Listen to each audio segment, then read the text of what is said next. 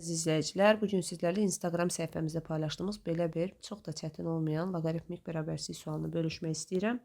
Gəlin keçid eləyək həllinə. Deməli, loqaritmik bərabərsizliyi həll eləyirsə, bu bundan kiçikdirsə, ilk öncə götürəcəyimiz bunun sıfırdan böyük olmasıdır. Yəni belə deyək, bu 4-dən böyükdür. Yəni bunu ödəyən nöqtələr çoxluğu götürülməlidir, 4-dən böyüklər. Digər tərəfdən isə loqaritmik bərabərsizliyi həll eləməklə x kvadrat minus 4 kiçikdir.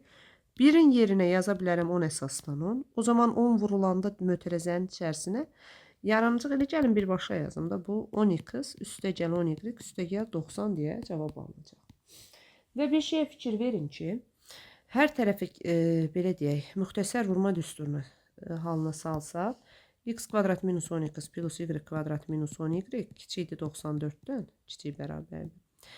Və burada düstur yaratmaq üçün x minus 5'in kvadratı, y minus 5'in kvadratı. 25-25 əlavə elədiyim üçün sağ tərəfə də 50 əlavə eləyəcəm. O zaman 94'ün üstə 50 eləyəcək 144. Baxın, bunu anlayaq biz bir şey ki, biz bu çevrə tənliyi ilə bu çevrə tənliyini ödəyən hissələri götürməliyik. Radiusu 5-5 nöqtəsində olan, mərkəzi daha doğrusu, radiusu 12 olan bir çevrədən söhbət gedir. Və tutaq ki, fərz edin, mən dəqiq şəkli çəkməsəm də, sadəcə görüntünü göstərmək istəyirəm. Bax, burada tutaq ki, radiusu 12 olan, hətta gəlin bu çevrəni ilə çəkək ki,